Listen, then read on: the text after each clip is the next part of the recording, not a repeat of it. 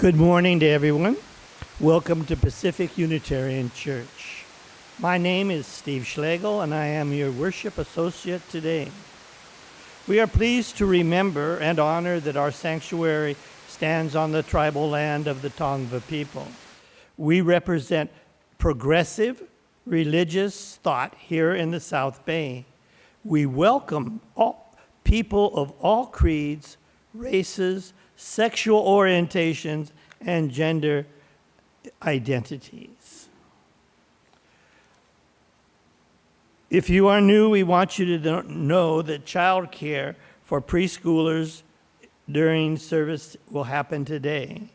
School-aged children are invited to stay because today is the water communion. We also invite you to join us for brunch after the church, after the service. There are a number of announcements. I'm supposed to be brief. I'm the wrong guy, probably. This Sunday, we share our plate with Water Drop LA. They are a 100% volunteer-run community organization whose mission is to provide clean water and other resources to communities facing water inaccessibility. One of the things is to distribute 2,000 gallons of water to Skid Row each week. So be generous during your plate offering. The PUC Food Ministry is planning a potluck next Sunday. If you want to participate, you need to talk to Andy. He's out there in the kitchen right now. Or you can reach him at andykpuc@gmail for more details. Yesterday, a small group of us met to write postcards, and we did what we could do. We still have a lot to do. If you would like to participate in the postcarding, you have a week, because if we don't have people who want to do it, those names will be sent at the end of the week to churches where people do. Tomorrow, we are back to making lunches for a community's child. So we hope if you're interested, you want to come by here. It's very fast. It starts at 1 o'clock tomorrow afternoon here at the sanctuary.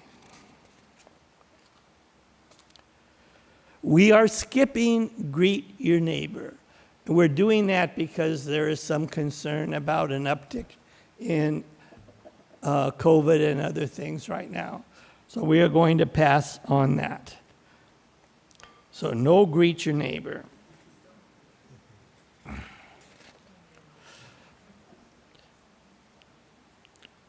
The chalice lighting this morning comes from Reverend Douglas Taylor.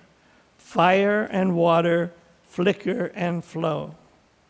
Our weekly ritual of bringing fire into our chalice reminds us of the Spirit and the light.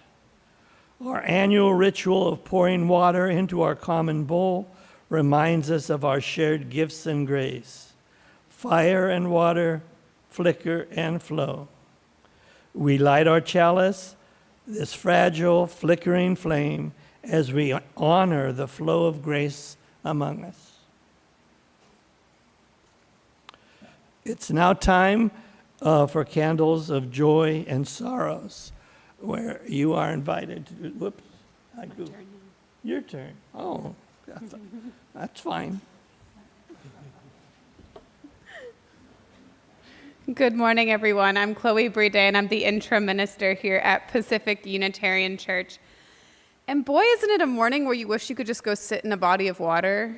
I mean, I hope that you all do what you can to stay cool. We've got some fans around the sanctuary here, but if you need to, make your way over to the kitchen, grab a glass of water. Please don't be shy in getting what you need this morning. I offer you this poem this morning, our opening poem, and it's by Lucille Clifton, and it's called Blessing the Boats. May the tide that is entering even now, the lip of our understanding, carry you out beyond the face of fear. May you kiss the wind, then turn from it, certain it will love you back. May you open your eyes to water, water waving forever, and may you and your innocence sail through this to that. We open worship with that blessing, the blessing of sailing from this to that, water and wind and the tide blessing you with love.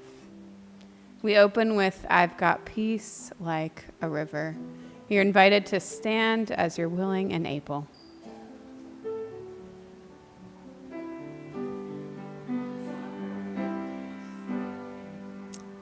I've got peace like a river. I've got peace like a river. I've got peace like a river in my soul. I've got peace like a river. I've got peace like a river. I've got peace like a river in my soul. I've got joy like a fountain. I've got joy like a fountain. I've got joy like a fountain in my soul. I've got joy like a fountain. I've got joy like a fountain. I've got joy like a fountain in my soul. I've got love like an ocean. I've got love like an ocean. I've got love like an ocean in my soul. I've got love like an ocean. I've got love like an ocean. I've got love like an ocean in my soul. I've got pain like an arrow. I've got pain like an arrow. I've got pain like an arrow in my soul. I've got pain like an arrow. I've got pain like an arrow. I've got pain like an arrow in my soul. I've got tears like the raindrops. I've got tears like a raindrop. I've got tears like the raindrops in my soul. Tears like the raindrops. I've got tears like the raindrops. I've got tears like the raindrops in my soul. I've got strength like a mountain. I've got strength like a mountain. I've got strength like a mountain in my soul. I've got strength like a mountain. I've got strength like a mountain. I've got strength like a mountain in my soul.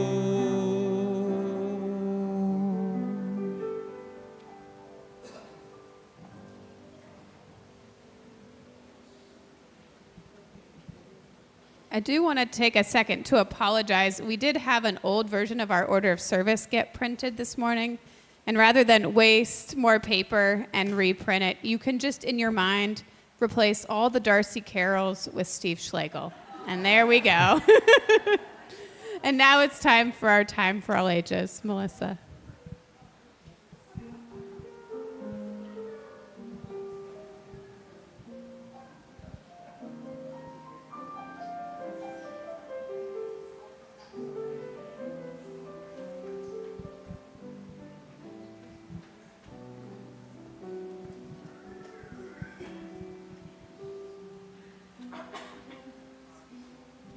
Good morning, everyone. Is this on? Do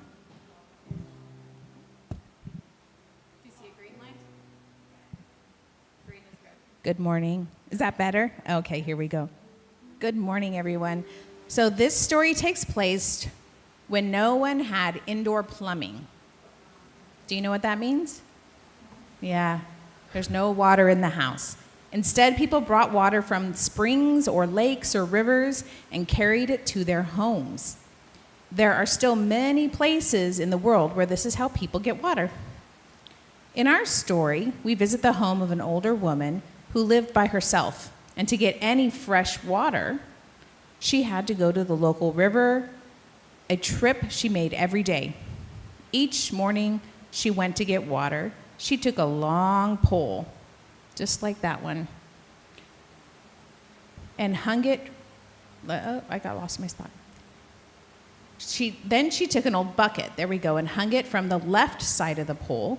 And then she took another bucket and hung it from the right side. Always the same buckets on the same sides of the pole. The walk down the dirt path from her house was not terribly long, and was much easier heading to the river when the buckets were empty. At the river, she would take the pole off her shoulders gently and carefully take each bucket off the pole. One at a time, she would dip each bucket into the river, filling it with fresh, cold water. Then just as carefully, she would place each bucket back on the pole. Oh, so carefully lift the pole up and back onto her shoulders and turn to make her way to walk up the path, a bit more slowly to her house at the end of the dirt path. Though it was tiring work, it seemed simple enough. Sometimes, though, things are quite as simple as we would imagine. One day, the woman noticed as she walked home, the left-hand bucket held the water as you expected it, but the right-hand bucket, it had a small crack in the bottom. As soon as the woman started walking down the path, the bucket would start leaking.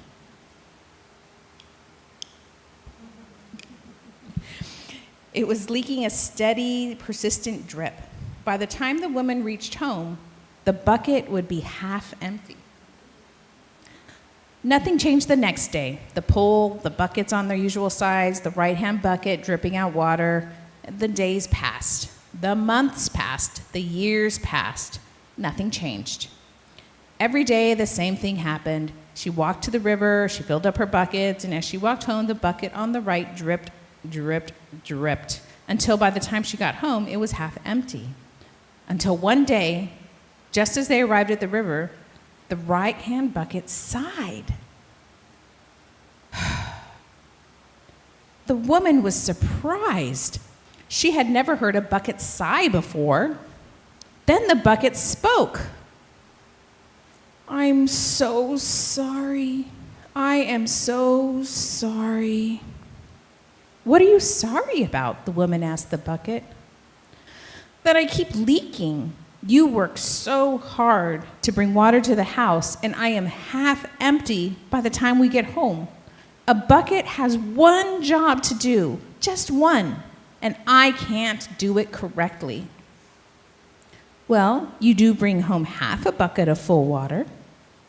"Don't mock me. I know what I am. I'm a failure. I was meant to carry water, and I can't do it. I have a crack. This is a defect.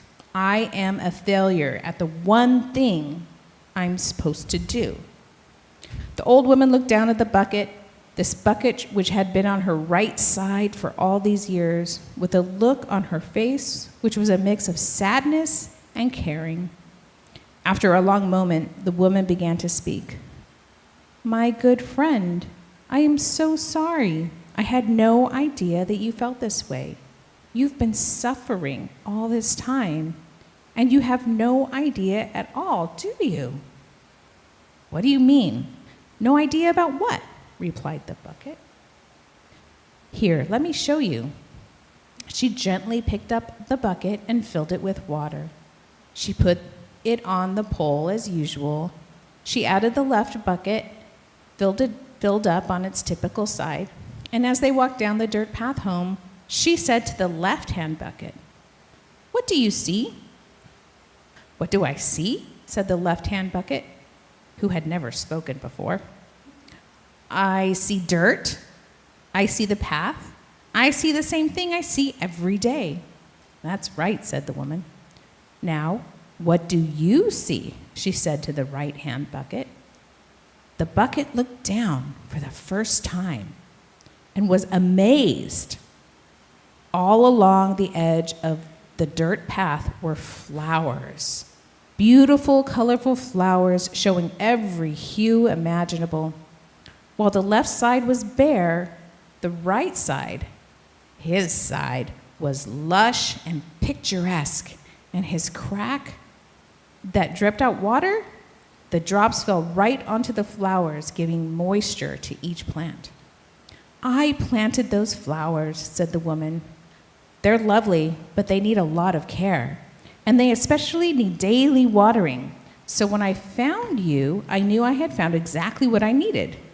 Every morning I fill you with water, and every morning as I walk back up this hill, you sprinkle out so carefully, so precisely, drop by drop, exactly the right amount of water to keep these flowers alive, to keep them flourishing, to keep them beautiful. This path is the most wonderful place in my entire world, and it's all because of you. The woman consoled the bucket. I'm so sorry that you never knew this. So sorry that you thought that you were broken, that you were a failure. You are not a failure. You're not broken. You're perfect. The bucket was stunned into silence, and the woman looked at it with wise eyes and said, what's amazing is that precisely the thing that you thought made you broken was exact same thing which made you so powerful. And what you thought was your greatest flaw was exactly what I needed to make our world a more beautiful place. The crack which you thought made you nothing was exactly what was needed to make our world beautiful. The end.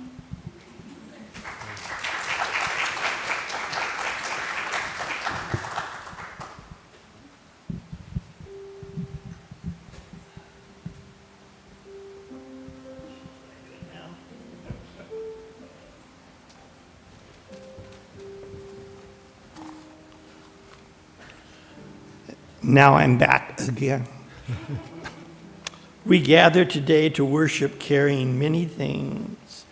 We bring joys and sorrows, the joys of family and friends and time shared together.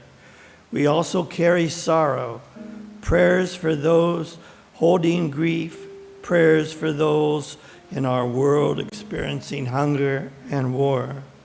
We enter this time of sharing joys and sorrows with each other, knowing that we are invited to share our truths, whatever they may be, knowing that a sorrow shared is a burden lightened, a joy shared is increased with company. Please line up to receive a candle.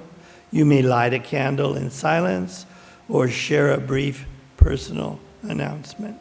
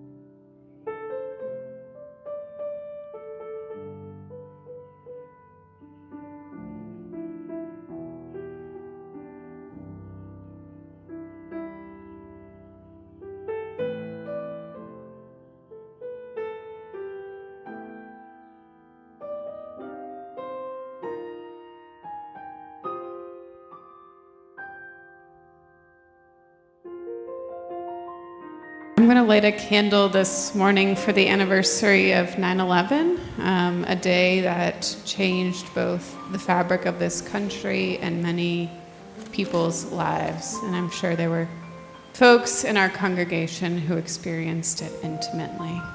So, a candle of remembrance for those we lost on 9/11.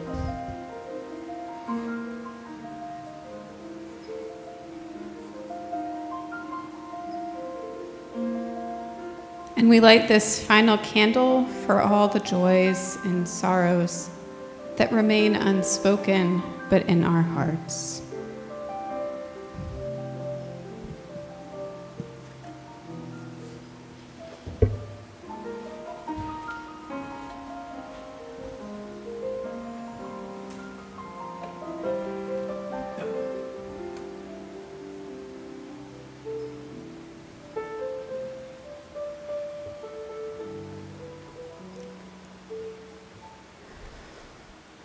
And if you would join me in a time of meditation, settling your body, finding your breath, perhaps closing your eyes if that feels good, allowing yourself to wiggle around a little bit, releasing any tension or discomfort. And on your next out-breath, drop your body further into comfort. Feeling the sigh relax you. Breathing in and out. And see if you can extend your breath just a little bit. Inhaling a little deeper, exhaling just a little longer. Slowing down your breath, slowing down your body, slowing down your mind.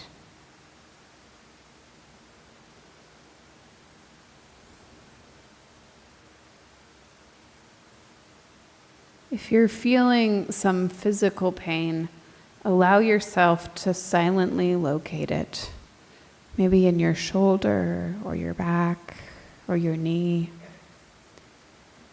And notice a warm hum emanating from that spot.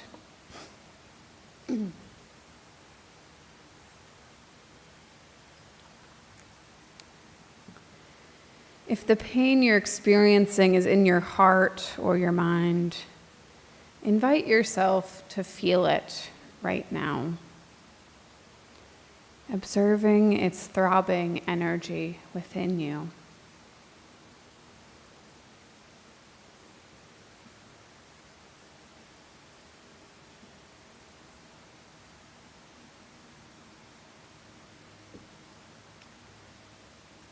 Now bring into your mind's eye a body of water that's sacred to you. Take a moment to paint that picture in your mind.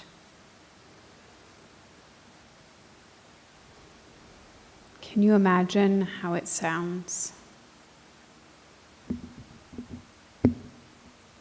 Listen. Can you imagine how it smells? Woodsy, damp, briny, or salty?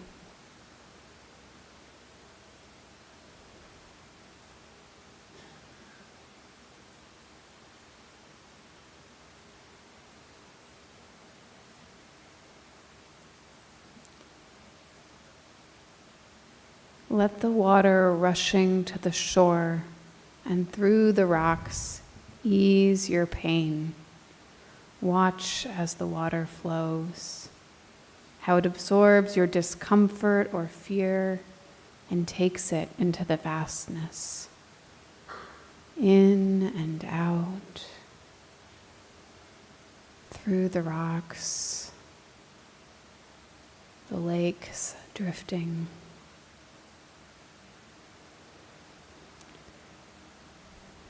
With every in-breath, invite the healing waters in. And with every out-breath, let them take away what needs easing within you. Taking away perfection, fear, pain, discomfort, jealousy, or sadness. In and out.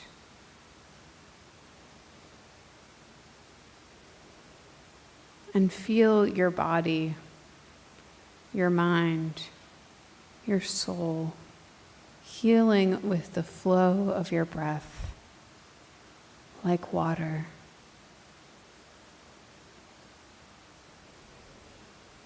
Bringing the healing energy in and allowing it to flow away.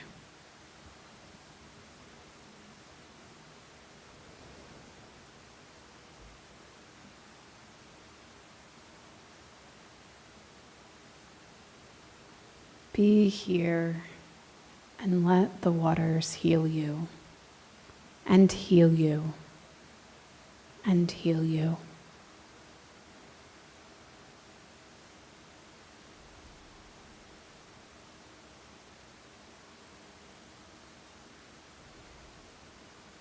May it be so.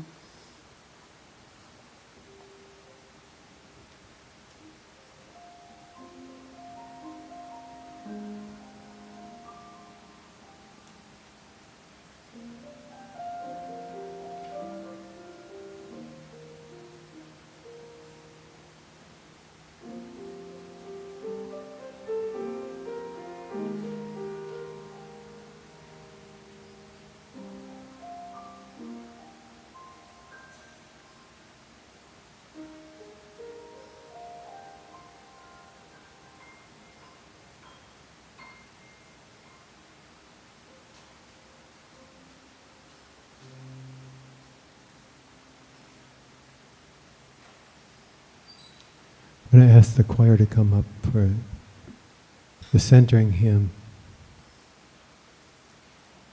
called The River.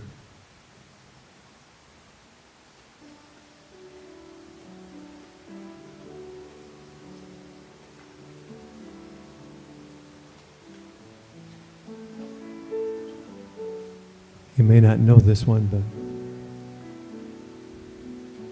just follow the choir. The river is a healer, the river is a sage, the river knows no ending, the river feels no age, the river is a leader every single day.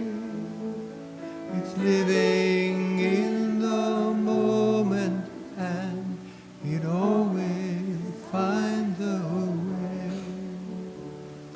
Water heals my body, water heals my soul.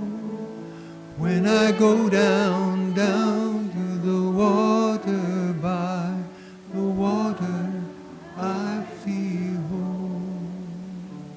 The river is a healer, the river is a sage, the river is no ending, the river feels no age, the river is a healer every single day. Living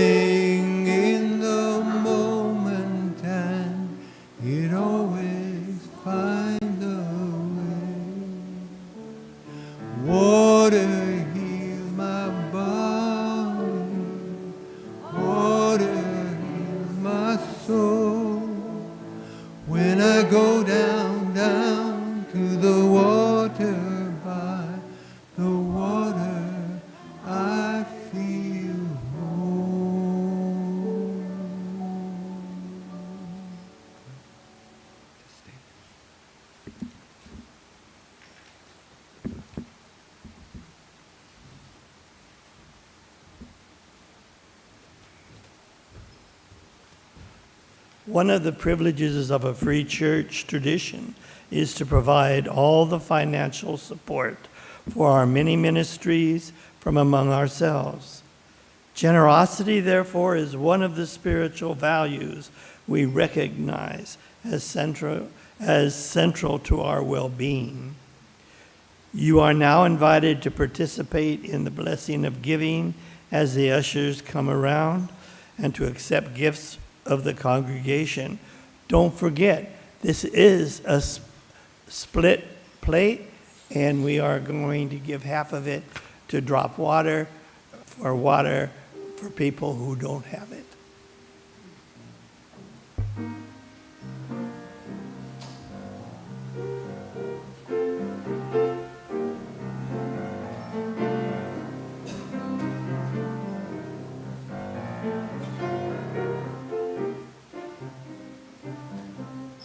Wade in the water, wade in the water, children, wade in the water. God's gonna trouble the water.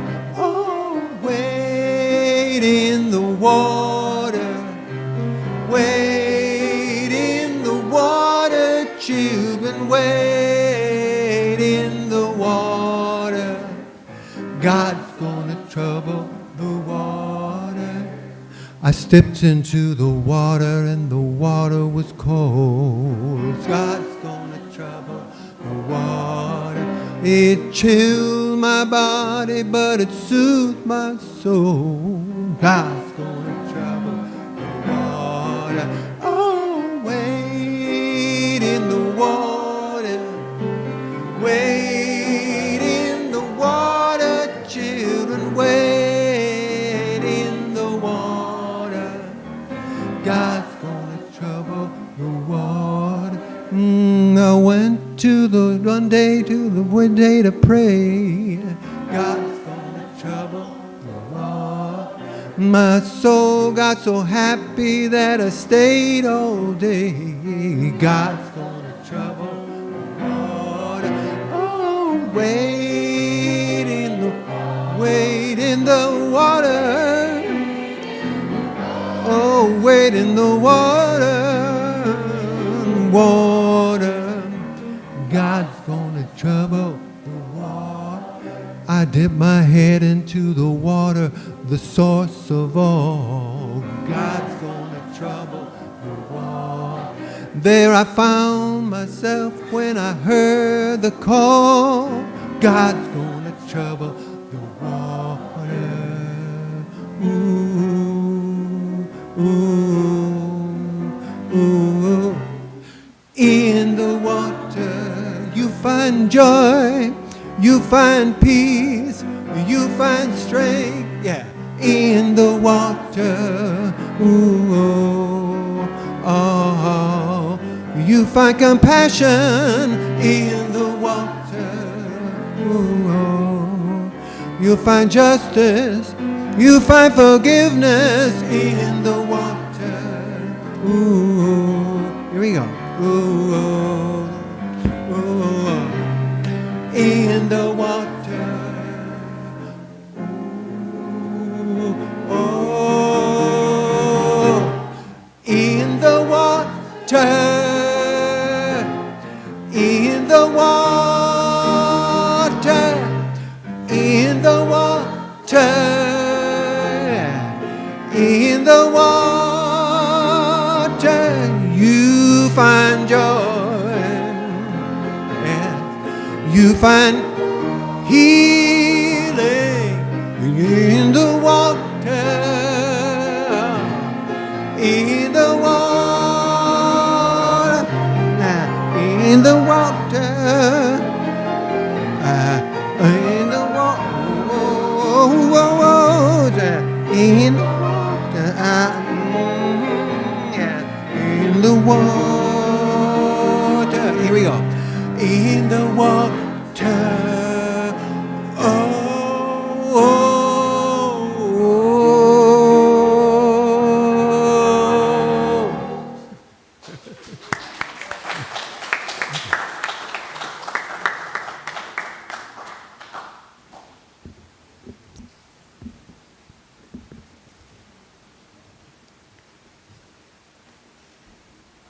Thank you, choir.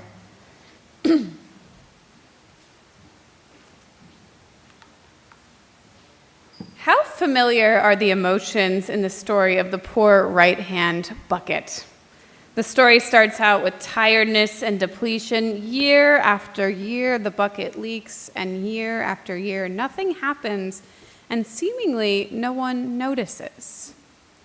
Tiredness and depletion, perhaps we can all relate to, whether it was the pandemic or busy work or school life, or just the feeling of loneliness that sometimes wanders in.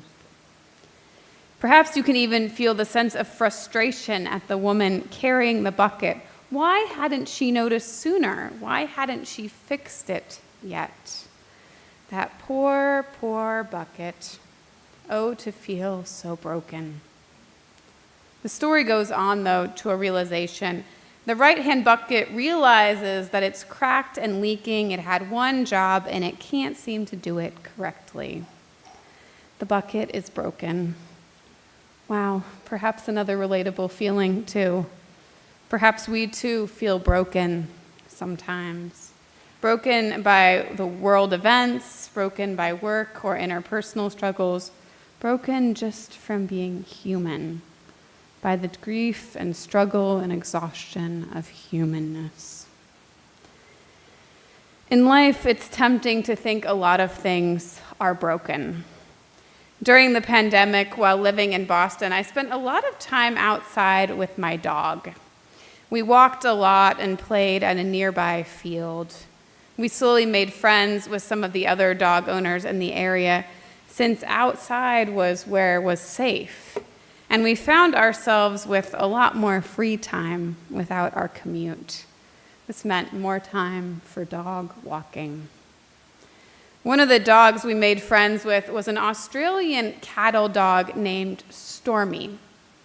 Now, if you know anything about cattle dogs, they are a handful. They're extremely energetic, enough to spend all day and all night protecting, chasing, and moving livestock. They're related to the Australian dingo. There's also a certain amount of feistiness that comes with being a cattle dog. There was a reason this dog was named Stormy. Stormy started her life out with a nice family, a family with 2 parents and 3 kids. Soon into Stormy's life with this family, the adults realized that perhaps Stormy wasn't the best match for them. This dog needed so much attention and stimulation.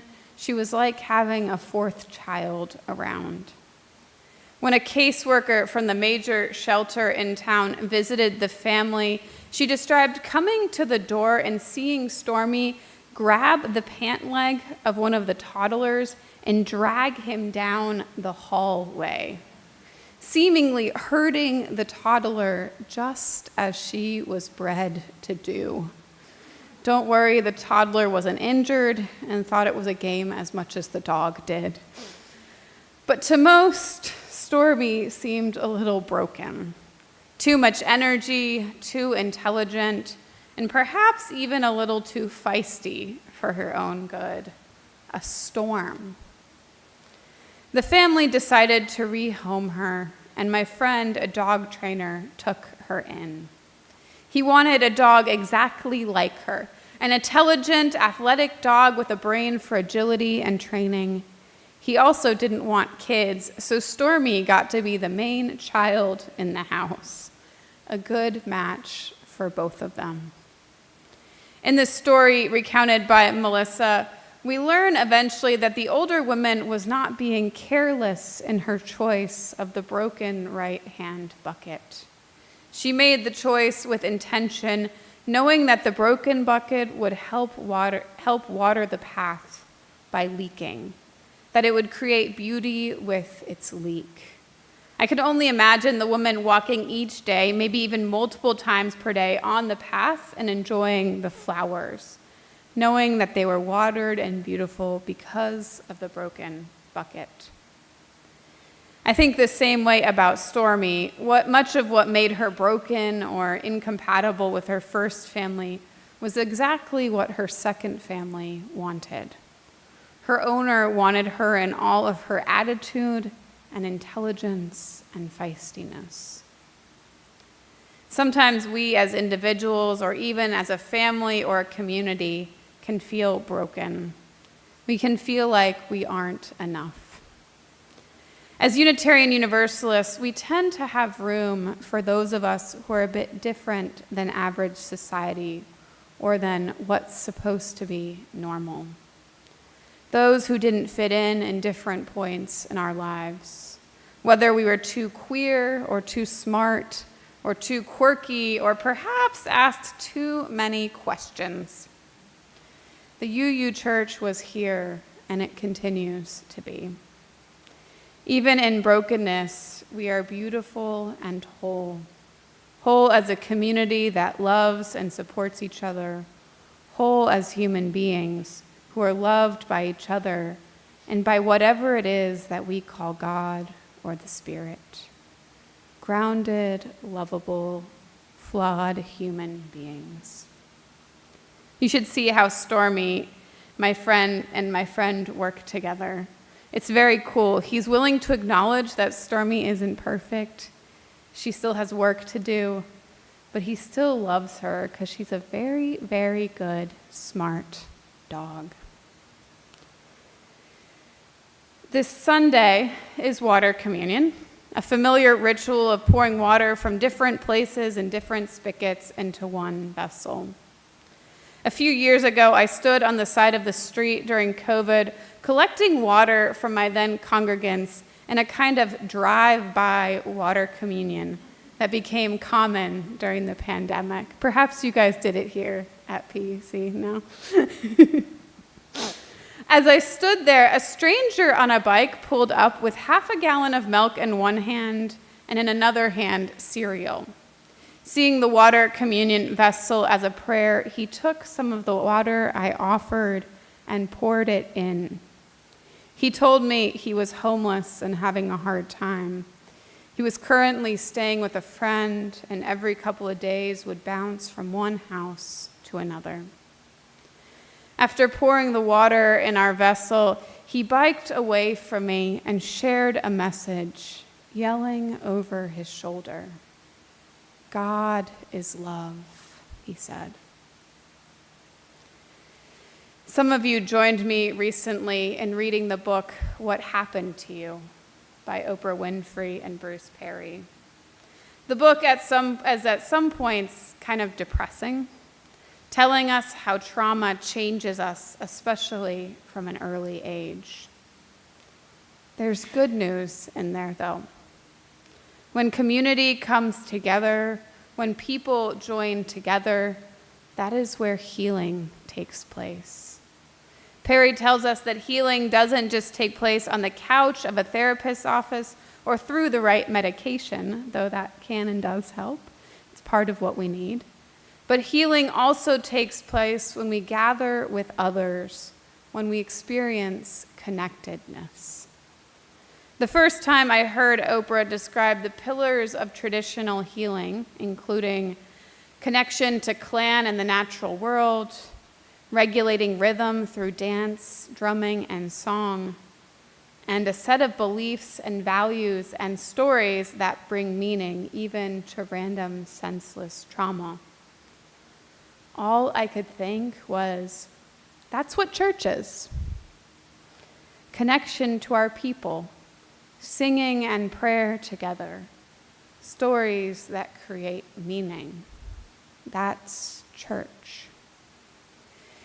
Perry says this, Dr. Perry says this, our major finding is that your history of relational health, your connectedness to family, community, and culture is more predictive of your mental health than your history of adversity.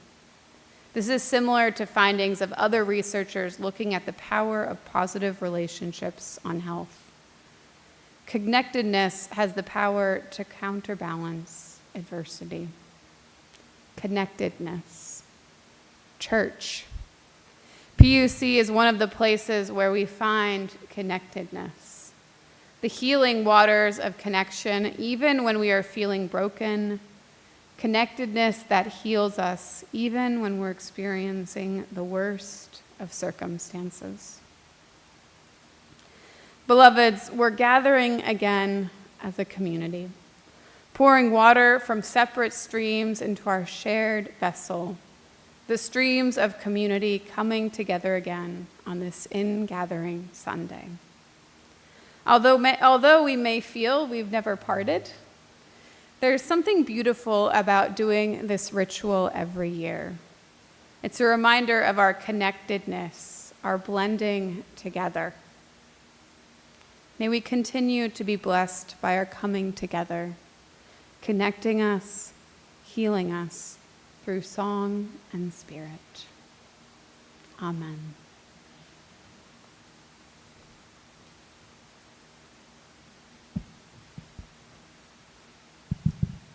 As I said, we are gathering again in community, praying through song and word and spirit, joining together, especially at times when we might be feeling worn out, exhausted, or struggling to feel whole. Gathering for reassurance that even when we are broken, we are enough. As you pour your water into our communal bowl, a symbol of our streams coming back together again on this in-gathering Sunday, perhaps to form a joyful lake or to water a communal garden, you may share briefly where your water comes from. Or if you don't want to do that, and I really like this, you may share the name of a place where you feel most healed by water. Where do you feel most healed by water? Is it a stream or a beach or a lake or a river? Where is that place? You may also just pour some water in silently, contributing silently your stream to the whole. You're invited to add water that you've brought, or just add some water here from PUC, water that's been blessed for this occasion. And if you would start by forming a line on the left side of our church here, and then filing out on the right. And I'm going to begin.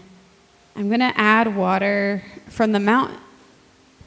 I'm going to add water, and I'm going to mention a place that I find healing, which is the Nantahala River in North Carolina.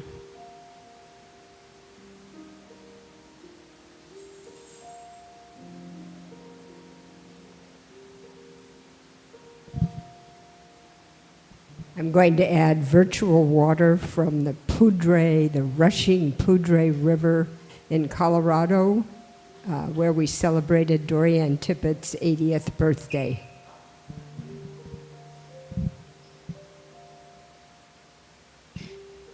Every summer, I've been chasing waterfalls in New England, where my mom is, and so symbolically, this is from where we went this year, the Connecticut River, which we crisscrossed in Vermont and New Hampshire, and then the St. Lawrence and Montmorency Falls outside of Quebec.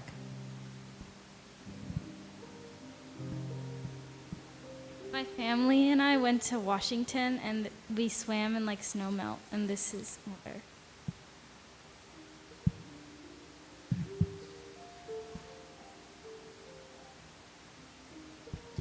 This water represents the water I wrung out of my socks after sitting through a concert at Red Rocks Amphitheater in the pouring rain. My symbolic water is from the Douro River in Portugal. My virtual water is from Tampa Bay, where I grew up and learned to swim.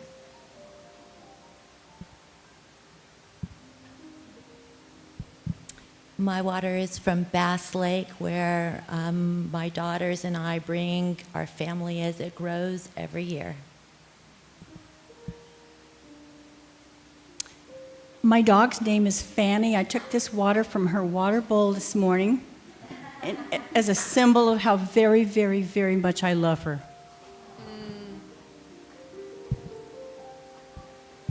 My virtual water is from one of my favorite places around here, Malga Cove. There's always a stream running year-round as you go down to the beach.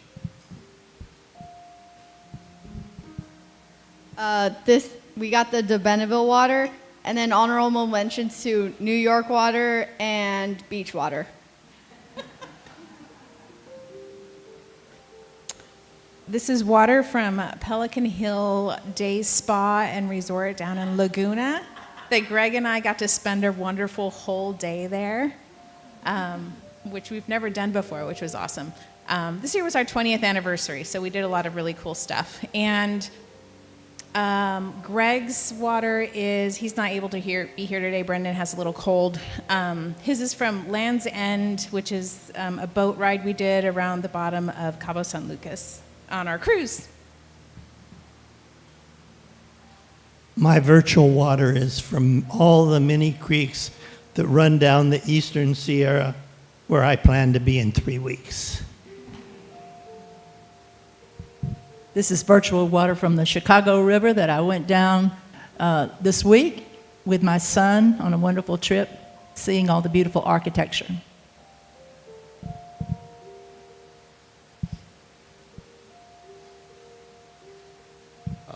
Our virtual water would be, for 7 or 8 years, we used to go up to Lake Winnipesaukee in New Hampshire, and it was a lovely, lovely place.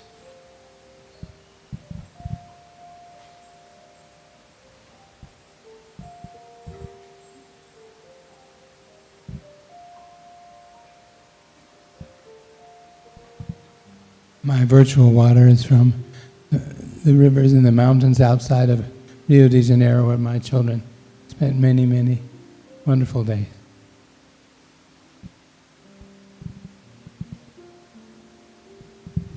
My virtual water is from my travels this summer. It was from the sofa to the kitchen to get water from the spigot as I recovered from COVID and followed that with a broken knee. In pouring this water, I recall the Van Dusen River, which is now an endangered river in Northern California. It's the place where I first learned to swim as a 12-year-old. My virtual water is the fabulous thunderstorms that I got to enjoy as a child on our front porch in New Jersey with just lots and lots of rain coming down.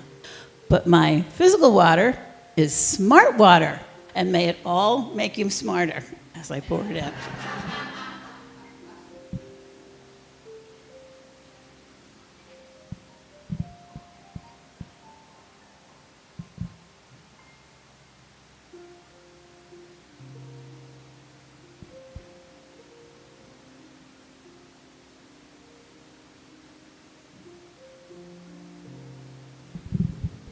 If you would join me in blessing this water. Let us bless this water together.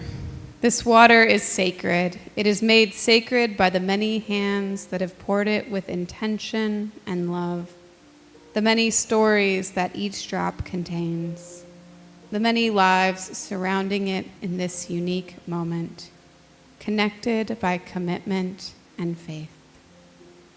This water is sacred. May it continue to flow through this community with shining reflections of the unique gifts that flow through each of its members. This water is sacred. May it continue to nurture this community with sustaining hope that we journey together through ripples of growth and change. This water is sacred. May it continue to bless this community with loving reminders of our collective responsibility to one another and the world. This water is sacred. Its ripples a reminder that change and growth within this community brings movement and transformation to the world beyond our doors. This water is sacred. May its purity offer grace to our community and the willingness to forgive ourselves and one another when we make mistakes. This water is sacred. In moments when we are confused or uncertain, may it bring us clarity of purpose and commitment. This water is sacred. In moments when the reservoirs of the heart and spirit are drained by sorrow or pain, may it nourish them with the knowledge that we are surrounded by a deep, abundant love. A deep, abundant love. This water is sacred. You are sacred, my beloveds. May it be so. Amen. And we close with our final hymn, a favorite, Blue Boat Home. You're invited to rise as you're willing and able.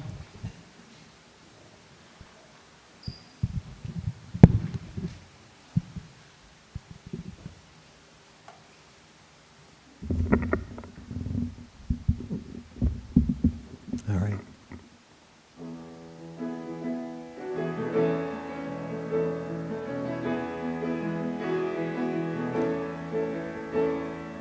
Though below me I feel no motion, standing on the mountains and plains, far away from the rolling ocean, to my dry land heart can I say, I've been sailing all my life now, never harbor or port have I known.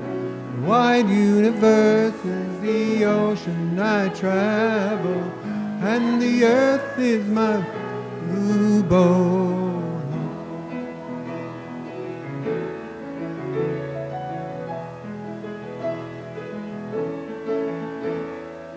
Sun, my sail, and moon, my rudder, as I ply the starry sea. At the edge I wander.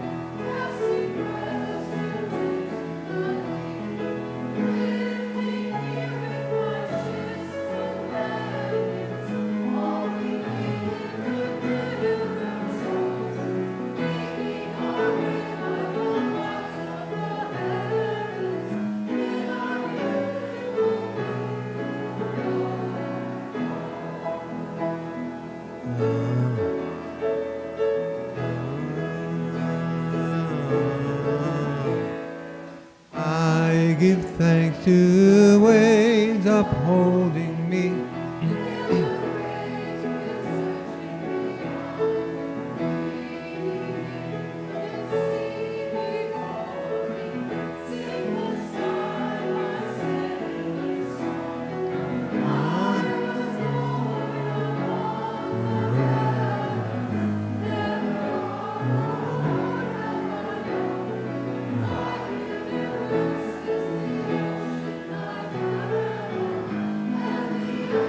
My blue boat home.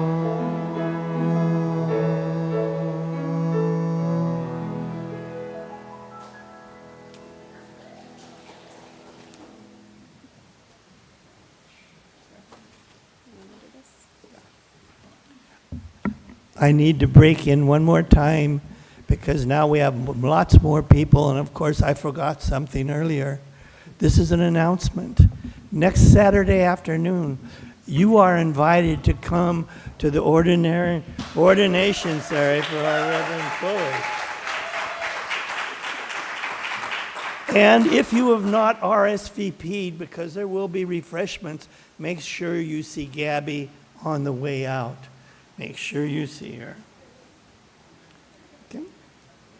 This church is dedicated to the proposition that behind all our differences, beneath all our diversity, there is a unity that makes us one and binds us forever together. In spite of time and death and the space between the stars, we pause in silent witness to that unity.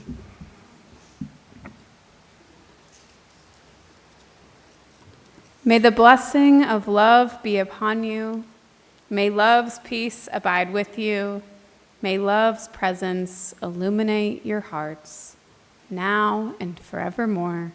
So be it. Amen. Shalom. Salam. Namaste. And blessed be. And now our service truly begins.